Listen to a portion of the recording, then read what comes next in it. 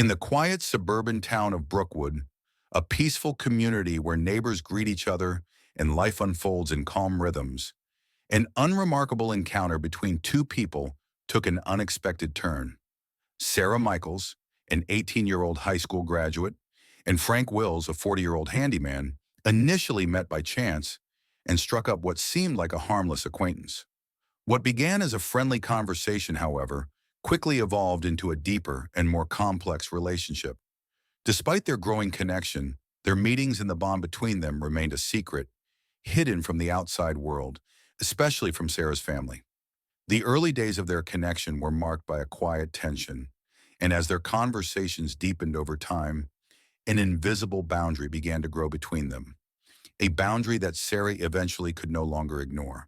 What had seemed like a harmless friendship turned into an emotionally taxing and increasingly dangerous attachment, with consequences no one could have foreseen. This story, which began in the peaceful streets of Brookwood, would soon culminate in a tragedy that would forever change the lives of both individuals involved. Sarah Michaels was a young woman on the cusp of adulthood. At 18, she had just graduated from high school and was standing at the threshold of a new phase in her life.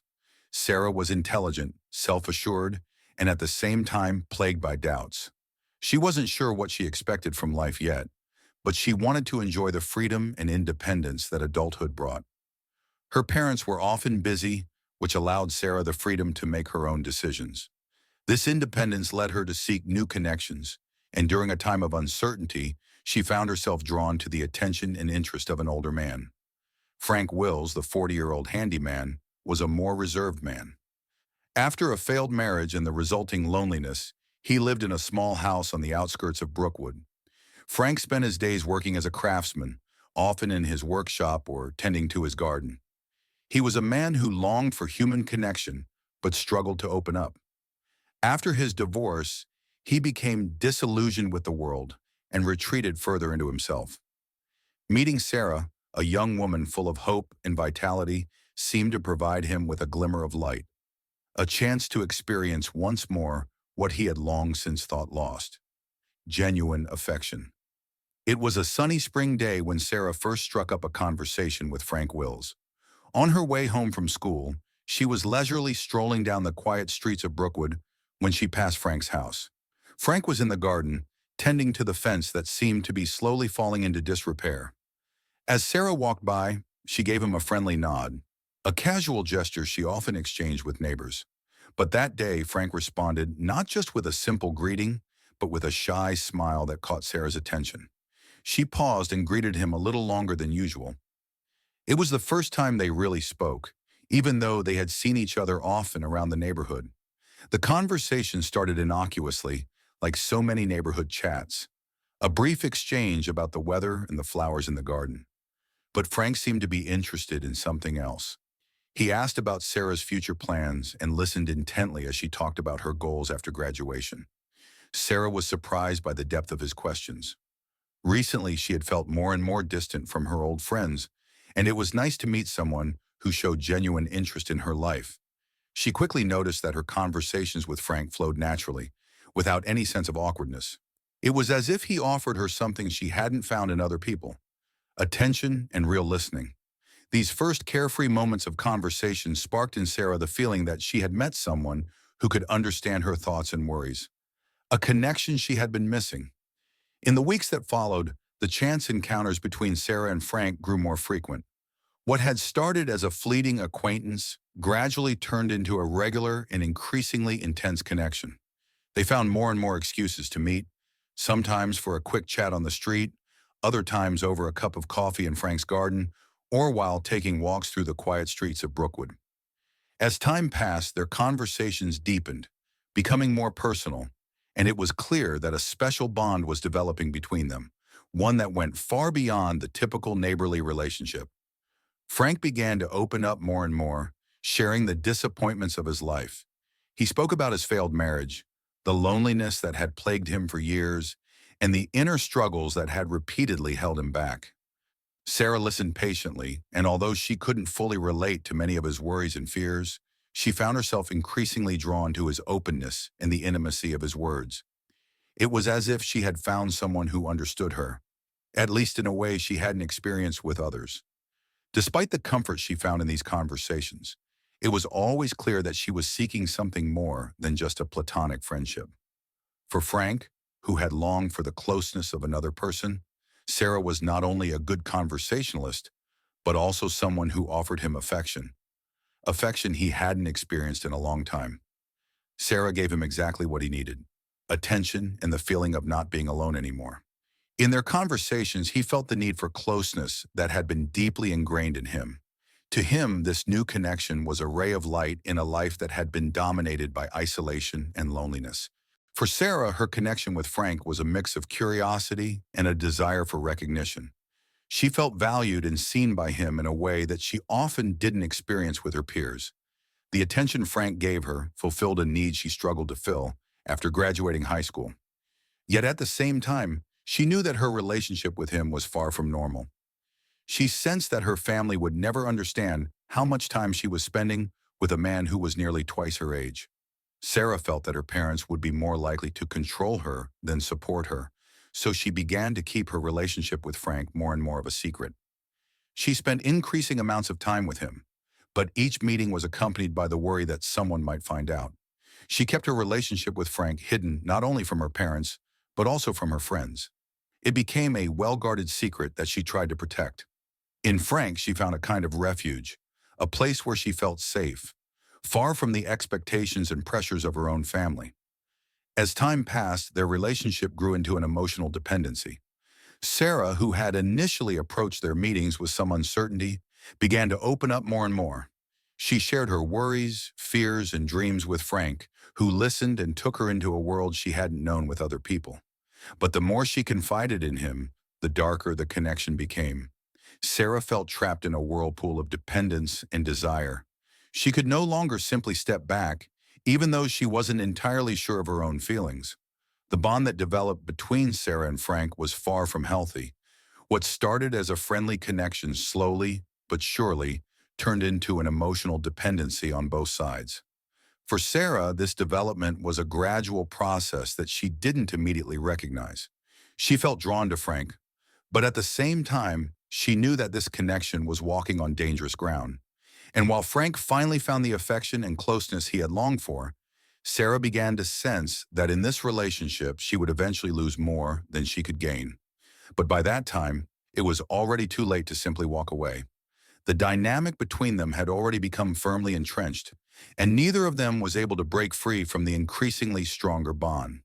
Over time, however, more and more doubts began to creep into Sarah's mind. She had maneuvered herself into a corner in her relationship with Frank, not knowing how to break free.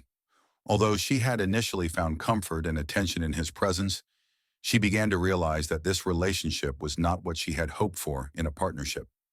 Frank, as much as he showered her with attention, was older, and his emotional needs were demanding more and more space.